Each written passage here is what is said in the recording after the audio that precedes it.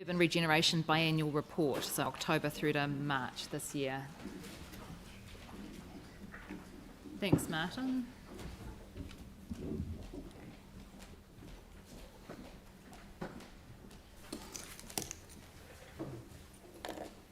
I don't have my glasses on. Is that Miranda next to you? Yes. I can see I can't see anything else. Okay, so welcome. Thank you very much. If you can give us a bit of a run through, that'd be great, and then we'll move into questions. Kia ora, my name is Martin Kaczynski from the Urban Regeneration team. This is Miranda Charles, my colleague, and we have the rest of our team here as well to answer any questions. So this is the Suburban Regeneration Biannual Report, looking back at the period of October to March. And these, just to repeat, these reports are looking at that period. They're not necessarily up to date since March or looking forward.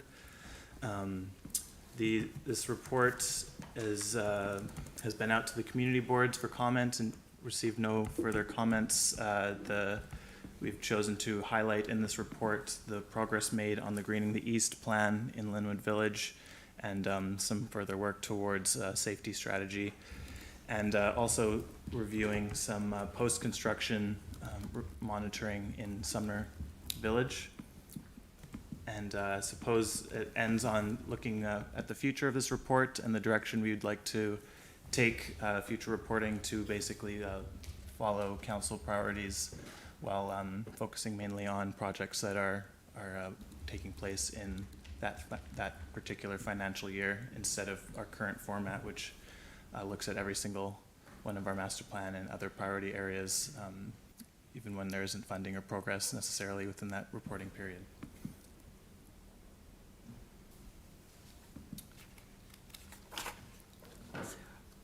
Sorry, my hub is constantly failing on me.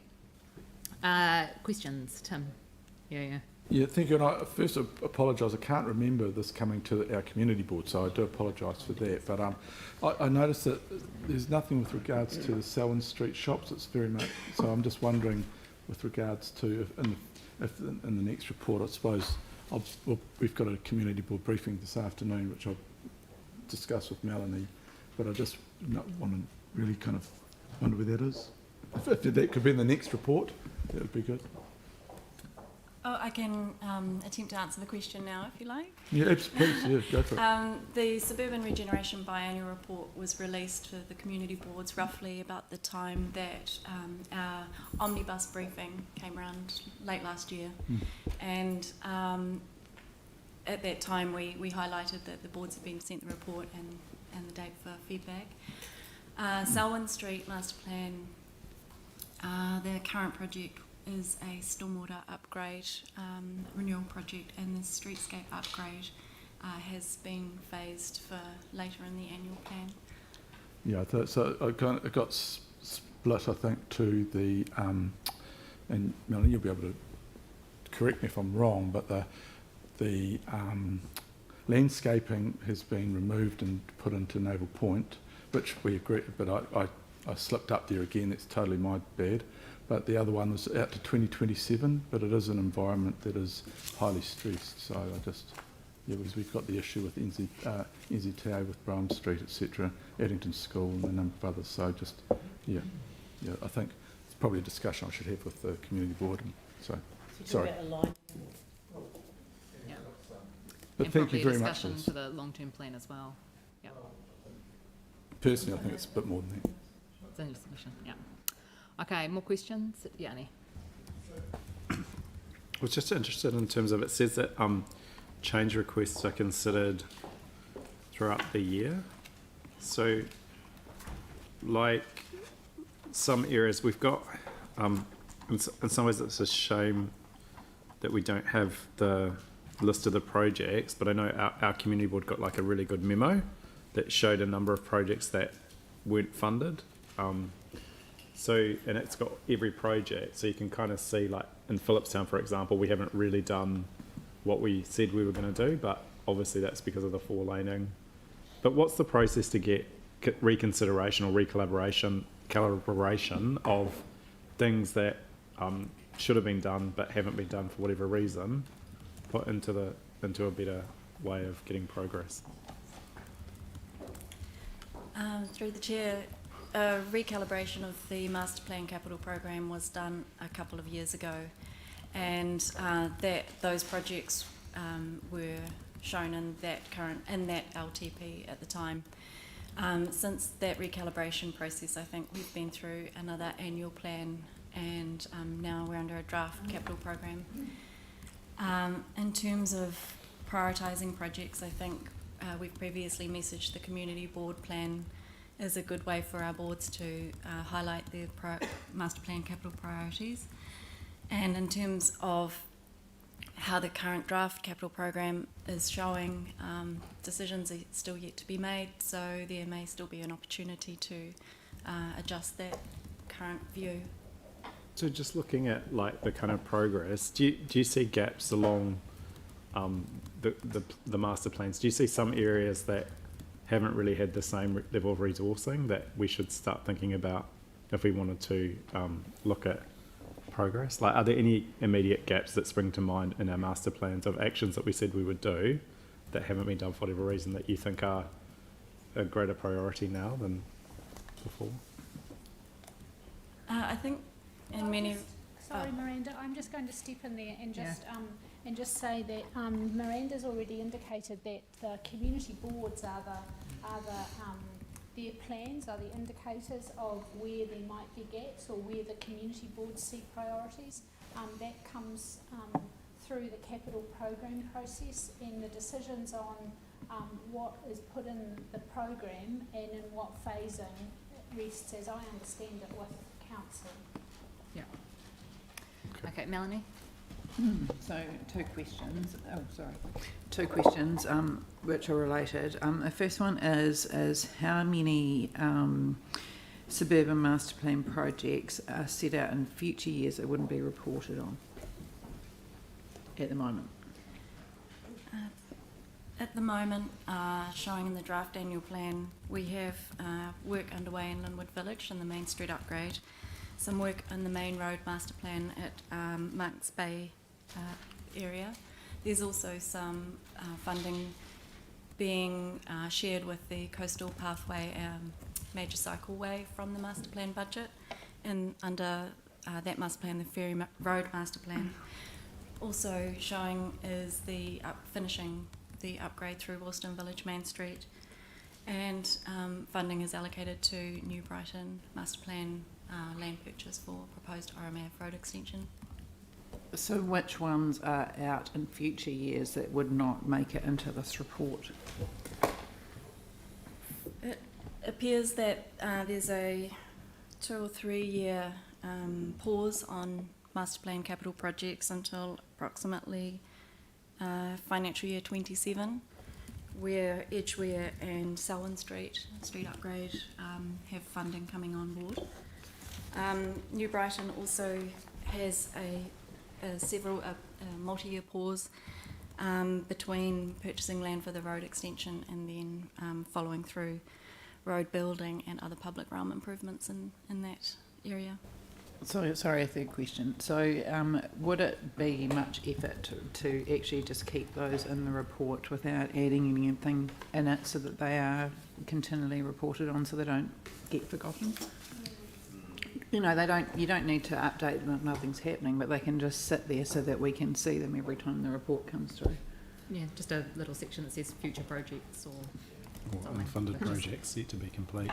I think that would depend on where the funding ends up sitting in the long-term plan. Well, as long as funding is there in the long-term plan, which it presumably will be. Yeah.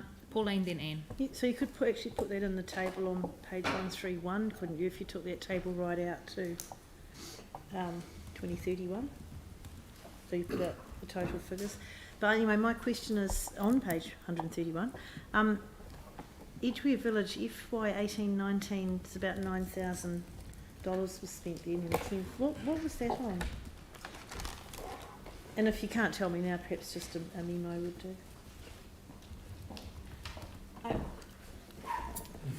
Might have been something in conjunction with the cycleway.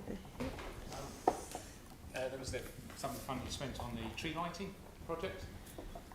Oh yeah, but okay, so that was when it was budgeted and it was just spent this year. So that's the total cost of that? I'm not sure of the exact figure, but there was some funding allocated from last year, spent this year, and that was on the tree lighting, the work that went into that.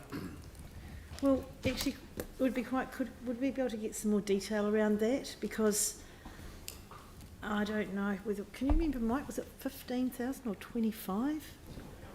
Well, so we're getting figures bandied around. It would be good to get clarity on how much that lighting cost, please, because, and also it would be good to have more financial detail, because with the Edgeware Master Plan, the community didn't have an appetite for any more disruption after the cycleways and all the infrastructure repairs they went through in that village. People were feeling the pain for their businesses, and I think we withheld something like 50,000. We pushed it out voluntarily to, as you say, 2027. I don't think we actually pushed it out that far, but that's where it is now. And we kept back, I think, 50. So we're not sure how much of that 50 is left after that lighting project. Pauline, would you like that so if you information could through just to the community provide board, maybe? Hmm? Through to the community board might be the best place for that. Yes, okay, but possibly in this reporting as well. Yeah. It's, you know, I think I agree with Mel. There's not enough clarity on the figures there. Thanks. Anne, then Jimmy. Kia ora, hi. I'm interested in the 4.2, the community-led working group, and how you decide who was involved and how you got that together, and yeah, just I'd like to know a bit more about that. Now's a great time to invite Josh Neville to the table.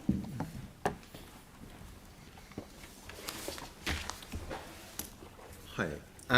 The community-led working group, I understand, is regarding the safety group. And green leaders as well.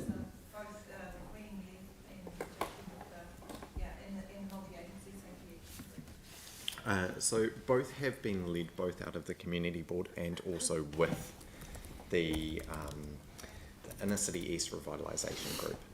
So the working group for Greening the East, that was set up by the community board in conjunction with the Inner City East Revitalisation Group. That working group consisted of 3 members from the community board as well as 3 community members, and they helped set up a plan for Greening the East alongside consultation with the wider community that they undertook on their own behalf. The safety group, this has been directed around particularly Linwood Village. So it hasn't been a process that council has set up. It's been set up by the revitalisation group. They've called members from various agencies. I think in total the request went out to 12 agencies, and council sits around that table as staff, as well as certain elected members are sitting around that table, and we've also got representation there from the MP. So it's a wide group. It has a wide focus, but it is evolving and shaping, and we're looking at ways staff can incorporate that with other safety initiatives in the city. Thank you. Are young people involved at all? Are youth invited? No comment. There are other safety initiatives around the city, particularly targeted around youth spaces, and we do have our community development workers working both within the Inner City East and that safety group in the Central City, so they're able to bridge that connection quite well. But at this stage, there isn't a youth voice particularly on that group. I would say that the group is cognizant, though, of the youth experience, given that we've got social workers and as well as police on that group. That would be great if, in going forward, that was a consideration when you know, getting these groups together to make sure there is that voice. That would be good. Yeah, I can pass that Yep. on to the facilitator Thank of that you. group. Thank you. Or you could nudge Jake beside you. Yep. Any further questions? So you've got Jimmy, then Yanni. Okay, I have 2 questions. On page 123, 5.2, point 4. regarding to other potential suburban regeneration project, I remember the appeal with the council also not only mention these 4 bullet points, but also regarding to the Church Corner one, particular in Church Corner, that kind of shopping center, that area, try to improve, upgrade. I'm not sure why not in here. We have evaluated, even there, the scoring is higher than the Bishop there. So I don't know whether it's a missed out or not.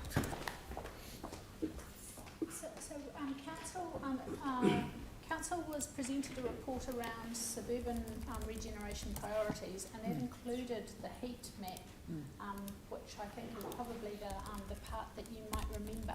Yes.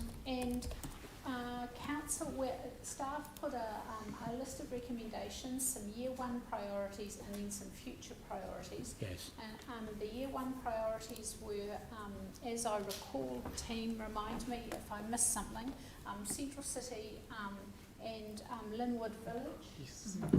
And then there were future year priorities, but council only resolved the year 1 priorities. So largely that's what council staff are focusing on, because there are no future year priorities that you resolved on. But we do recognise that there are other parts of the city. Yes. Actually, you also resolved to do some work on Bishopdale, and that's where your direction to staff ended. So that's what we've been working on. Okay, so the Bishopdale also year 1. Is year 1. Okay, thank you. The second one is regarding the page 126, the southwest quadrant. Because I review your 2 kind of master plan, Sinram and the Solwyn Street master plan, but actually it's a south, it's not the southwest. In southwest geographic area, have any master plan at the moment? No, there's no suburban centre master plans that came from the southwest area. Yes. Towards Hawesville, Hornby. Yes. That area. The suburban centre master plans were a post-earthquake response that were focused around the centres that had the greatest impact following the earthquake. Yes. So the centres out towards the southwest, of course, were luckily missed in terms of large earthquake impacts and the loss of key facilities that drove most of the planning around the suburban centre master plans. Okay, thank you. Yanni, then Jake. Thank you. Just one thing that doesn't really come through in the reporting on the master plans is the impact of district planning or land use planning. So if you read like in Wolston, for example, where there's a lot of detail around relationship to buildings to Ferry Road, bulk and scale, talks about a number of things that we'd like to see, including signage, but there seems to have been no mechanism to pick up that as an action. And I guess the concern, like if you take Wolston, for example, we've now got 4 gas stations all in a short space of road that have got resource consents, planning permission. So I just wondered, what would be the process to get things that are mentioned in the master plans but not put into our district plan considered? We have, through the master plan process, managed to drive some district plan outcomes. Of course, you'll be aware that the independence hearing panel process happened at a similar time that these master plans were implemented and decided upon. So in New Brighton, we did reduce the size of the commercial core, and that was in response to the master plan process. And similarly, recently we did the plan change in Littleton, and that really was driving some of those outcomes that we saw in the master plan process. As part of our planning process, we do investigate if there are the need to change district plan rules that would support centre growth or regeneration. We would look to do a plan change if there was a specific instance where it was valuable to do a change that would support that regeneration need. And I do hear your point there around some of the commercial developments post-earthquake along the Ferry Road corridor Yeah. maybe not being to the aspirations that were set out in the master plan. So the change would need to go through a plan change process though. So the good news is we're doing a district plan change now. What's the process to get you to feed into those planning staff to put in some changes to address the principles and the actions in the master plans? I understand that there is a long list of the planning, and I'm probably not the right staff member Yeah, to I talk think to that we whole might take that process. one. Can we get some advice on that? Get some- Because it's pretty disheartening when we're spending all this money and we've got all these great visions of these master plan areas, and then we're seeing development that kind of, Yeah. isn't So- ideal. Okay, so we've got, we've had some time already as a council looking at the future district planning changes that are Yeah. coming. So are you after some separate advice on any district plan changes that might be needed to Amendments, yeah. enable master plan outcomes? To Like, it's very support the master specific plan, to support the master plan outcomes To support master that plan we've outcomes. identified. Okay. So, for example, signage is one that would seem to be, a simple one, hopefully. But I mean, staff would have to go through and look at what we kind of said in the master plan, and then talk to the planning people about what changes we might be able to make. But I think the Sumner one's really interesting. Like, it's really good feedback around Sumner and what it Yeah. does for people, and I really appreciate you doing that research. Can I just check with staff if there was a piece of work that we requested that was to provide some advice on district plan changes that could help get the master plan outcomes, so in those 9 master plan areas, how much work would that be? I think That's a district plan too, isn't it? Yeah.